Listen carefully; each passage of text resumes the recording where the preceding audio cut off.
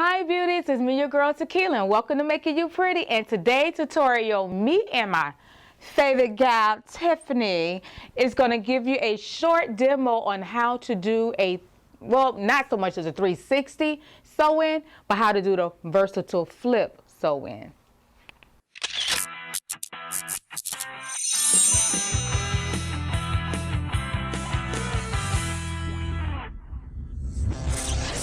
Welcome back, ladies and gentlemen who's watching.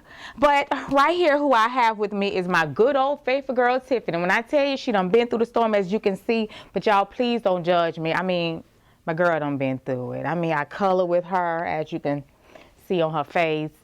You know, sewing wigs, making wigs. I done made mistakes and I chopped up my baby hair. But anyway, I didn't have time to go to the store to replace her for this video. So we're going to have to work with what we got today. But anyhow, let me get to what we're here for. What I'm going to show you guys today is how to do what's called the versatile flip.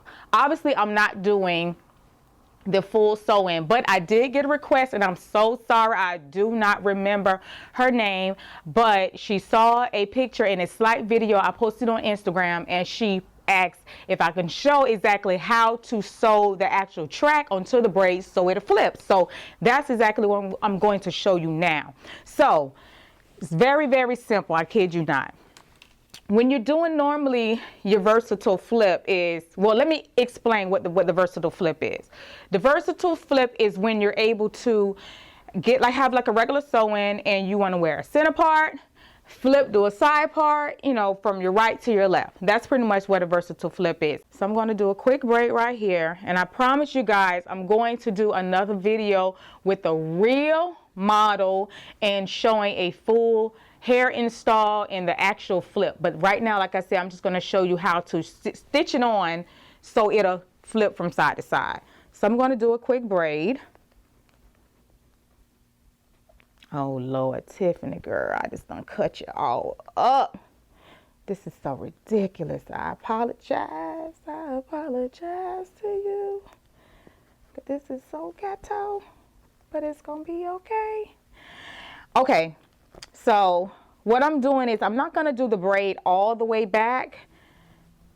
I'm just going to do it halfway and then I'm going to stop it just so you guys can see exactly how it's done. So I'm going to stop it about right here. Okay, so as you can see, we got our braid. I'm just going to cut a small track about from here to here. Measure. I'm going to cut. This is where the magic happens. See, normally you go underneath the weft, you know, and sew. But I'm going to show you something. If you sew this on like this, this is not going to work. So you don't want to do this. You don't want to sew under the track. This is no. This is what you don't want to do. Because then this is not going to flip. Let me show you. And see, by doing it this way, you're taking up the entire braid, which is what you don't want to do. Because a lot of times when I'm actually doing the versatile flip, I'm sewing anywhere from 2 to 3 tracks on one braid. So it's full enough to be able to, you know, have that fullness look from when you decide to flip from a center part to a side part. So as you can see, there is no room left on this braid. So by sewing it this way, that's a complete no-no. So now I'm going to take this off and show you the exact correct way that you want to do this so your weaves are going to flip properly. Okay, so now I'm going to show you guys how to sew it on the correct way so you're able to flip the tracks backwards and forth from side to side. So here we go. So like I said, you're going to get a very, very sharp needle because a blunt one usually don't work when you're trying to actually get your needle through the actual track. So I kind of get it through already and let's start stitching. So like I say, you're going to start on like a small corner of the braid. And like I said, you're going to push the needle through the actual track and not underneath the track. Because if you do it that way, it will not flip. And try not to pull it too tight, because you want to leave some wiggle room, so when you actually start to like flip your tracks, they'll actually will move. So we're going to start our first one. I'm going to put 3 on here just to show you a little better fullness, kind of like what I do when I'm doing them. But like I said, you know, sometimes I do 2 to 3, but today I'll show you 3. So let's get this all stitched on. Woo! Sucker's a little tight. So we're gonna keep it, ouch, all the way down till it's completely on. And like I say, try not to do it too tight when you're sewing. Okay, and then you're gonna tie it off. You're gonna measure 2 more pieces. So let me get those pre-cut. Let's get the second one on there. Okay, start with the second one, and you want to go kind of directly on top of that second track. We're going to do the exact same thing as we did with the first one. We're going to go through the track. And don't forget to leave that little wiggle room.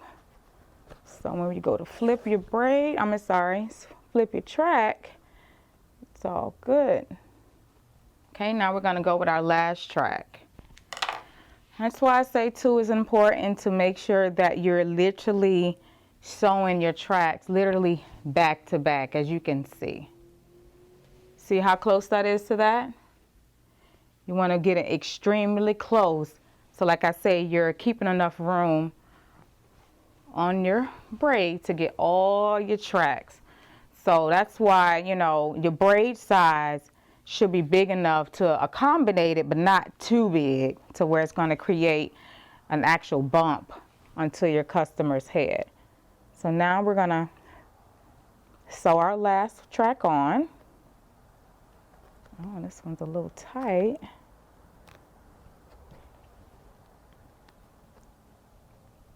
Okay, let's get this one on.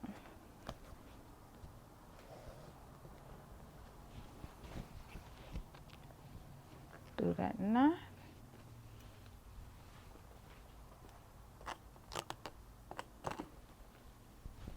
Okay, I'm gonna tilt Miss Tiffany on over to the side and make this a little easier to see. Oh my goodness.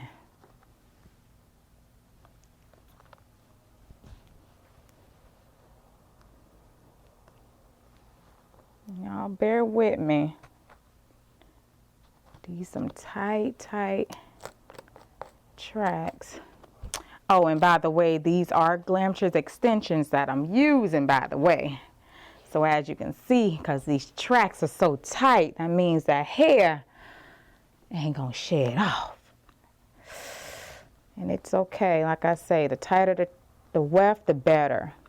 So it won't disturb the actual hair when you're actually pushing the needle. Oh, did I just break? I did. Hold on, y'all. I gotta go get another needle. Let me just tie this off. Oh, no, I didn't. I'll be back, y'all. Hey, y'all, I'm back. I had to get another re-up because my first one broke. It happens. That's why you gotta always keep a whole bunch of needles on hand. Trust me, a real weaver like myself gotta hold your full. Well, anyhow, so let's continue. Hopefully this one don't break on me. Okay, let's get this sucker, get this finished, okay? So we're gonna, like I said, continue sewing.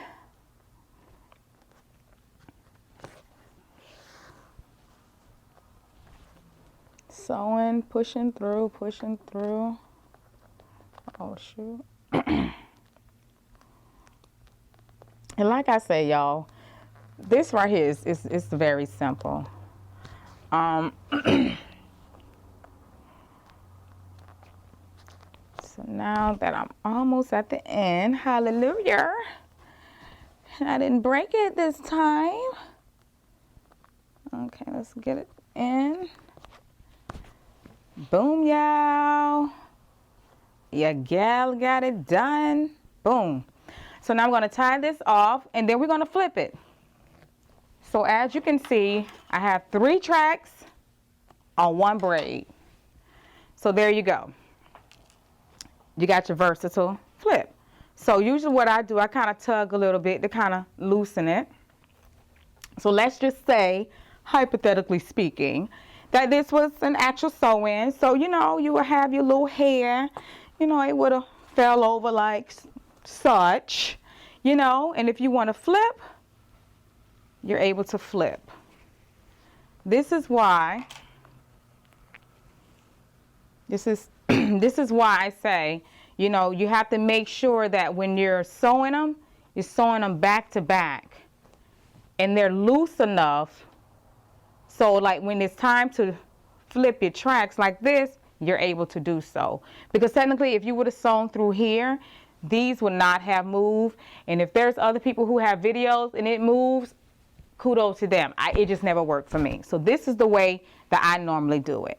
So, you know, if you're doing like you're parting, you will have like, okay, this will be considered one part this way. Then, you know, you would section out and leave out enough hair. You would do another braid, you know, and keep your sections going. I do, you know, recommend that when you are doing these type of sew-in services on clients, that your client got enough hair to cover these tracks. I done seen them try to do this with people who got hair thin as wind, and it just don't work. So please do consultations first before you decide to try to do this on anybody. But anyway, I hope that my video today helped my one viewer who, you know, her request. And like I said, I'm going to look for you on Instagram and tag you and say thank you. Here you go. This is how I do it. And I hope that my video today helped you guys out. Like I say, there will be a part 2 to this video with the live model and with the full extension service. So I can kind of show you guys how to do the proper breakdown onto how to do your flips. Like I said, I'm sorry, the actual versatile sew-in from your side and your middle, right, left partings. So I hope you guys enjoy this as much as I did today. You know, it's tough when my needle broke on me, but you know, it happens. But I hope you guys enjoyed my video today, and I want you guys to have a happy hair day. Come and blog with me at www.tressaholic.com. All of our hair extensions and closures and tools that we use in all of our videos can be purchased from www.glamoroushairextensions.com.